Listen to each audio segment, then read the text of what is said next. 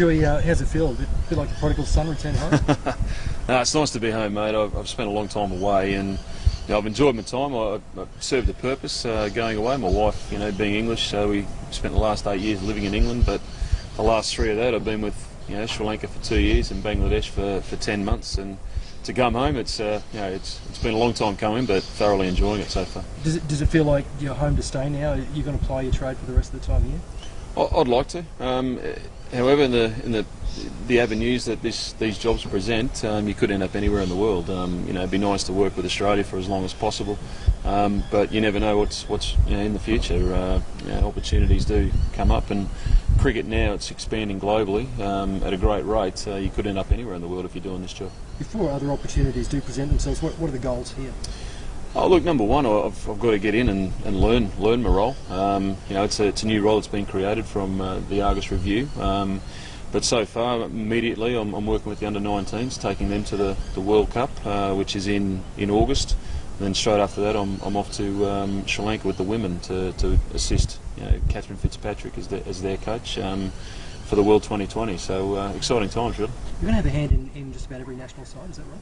Yeah, I'll be working closely with obviously the AIS intake, the under-19s initially, the A team that go to England as well, and then the women who come in just before the World 2020. The big boys, they're in England at this stage. They go straight to Pakistan, I believe, and then off to the T20 World Cup. But may not work with the number one team until our summer out here. But having a hand in what goes on with the Australian cricket at close quarters is an opportunity I can't say no to.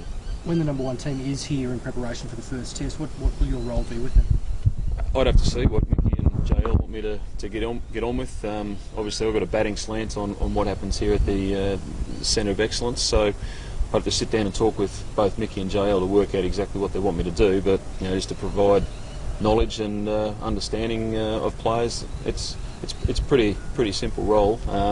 Can be complicated if you overcomplicate things, but just to work on batting techniques and different things like that. So it's all good. What sort of lessons can you bring from your work overseas? What sort of lessons can Australia learn? Well, a lot of players suffer going to the subcontinent, and generally it's not a cricket thing. It's a mental thing. It's a tough tour. If you're there for a long period of time, it's very tough to get used to the culture, the way things are done. So, to have an understanding of that, having lived there and knowing the culture inside and out, hopefully you can pass that information on to the players, and it'll free their minds up to play good cricket. Is there a solution? Like the guys are in the UK at the moment, and even cricket lovers at various stages of the 12 months since we've had enough cricket. Is there another series happening? And so the interest that might have been there, say, 5 or 10 years ago from the Australian team in England, probably not quite there. Is there a solution to that, or is that just economics? Look, I think it's economics, mate. And these players, they're getting paid handsomely, and everyone seems to think they've got to play cricket all year round. If you think cricket's, you're washed up with cricket here, go to India. Every channel's got cricket on all year round. The England team, they probably play more international cricket than any other team in the world. So, here the boys, they do get a period of time off. I think if you talk to a cricketer, they're saying, let's get rugby league and rugby union off the back pages. Let's get some cricket in there. But cricket now, especially here in Australia, you can play all year round. There's international stadiums now in Cairns and Darwin. So, fortunately, the Aussie summer game is creeping into the winter. And mate, from your point of view, from playing here and then in the UK, and then with the teams with Sri Lanka and Bangladesh, this is slightly different in terms of you're not attached to one team. Does that throw a whole different responsibility and mindset for you? Well, it does. It's another challenge. As you say, you're not working with one team. You're working with lots of different players. There could be 80 people coming through in the next 3 months that you've got to see and talk to, and that provides a challenge in itself, and it keeps you fresh. You're dealing with different things all the time, and the players here, I think it's a great system where it's self-driven. They've got ownership over what they want to achieve in their time here, and I think that it can only come from the player. We can only tell them so much. If they don't want to do it, it's no point doing it. But if they write it down and they say that they want to, this is what they're up to, we just got to facilitate what they need.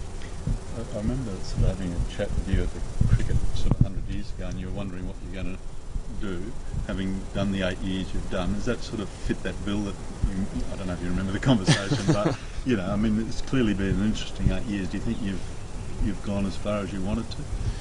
Oh, you mean in a cricket sense, playing? Yeah.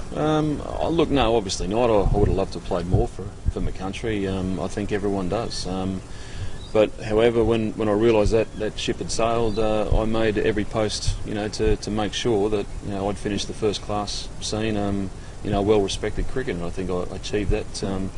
I don't think I could have achieved too much more in my time in first class cricket. But to work seamlessly now into or get integrated into a coaching role, which was more of a mentoring role with Sri Lanka initially. I'm starting to learn what this is all about. I'm not up to speed at this stage, but I'm sure these things take time, and once I get involved with the systems here, should be starting to come more clear. Yeah, I guess that's sort of what I meant in terms of the coaching stuff.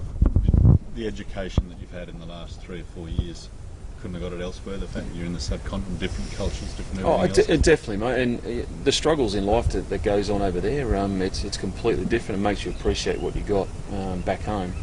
And even living in the UK, this is a winter's day here.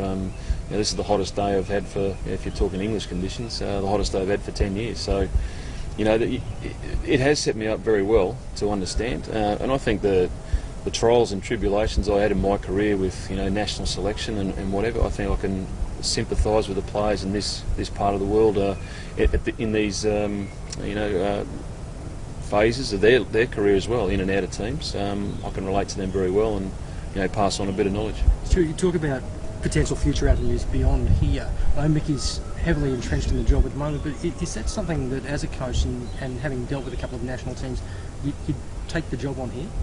Yeah, mate, you always dream of either playing or working with or representing your country, and to do it as a player is one thing, but if you really do get into the bug of wanting to be the head coach, the next best thing is to coach your national team. And so yeah, it is a goal, but I'm not expecting that in the next 5 years, 10 years. It's a long process to get to that stage. Still learning a little bit about how to go about things, but ultimately, if the opportunity arises, how could you say no? Do you think that your position here might be a natural progression from here? Depends how well I do. If I'm not doing any good, they won't select me. But look, it would be nice to be thought of highly here. It's a nice feeling. It's a great atmosphere working here in the office and out on the ground. We've got good staff. We've got great players who just want to get there and do the work. So if you want to be a coach of a team like that, there'd be nothing better. One of the selection criteria for your role was to have an innovative approach. Are we likely to see any sort of changes in the way that we go about doing things? Well, I think that there's enough innovation in cricket at the moment. I think we need to get back to a bit of tradition. To be honest with you, how it all works, what makes players better players. It's not just about crashing the ball over the boundary or bowling 150 mile an hour. There is some subtleties that I think the modern day cricketer is missing out on.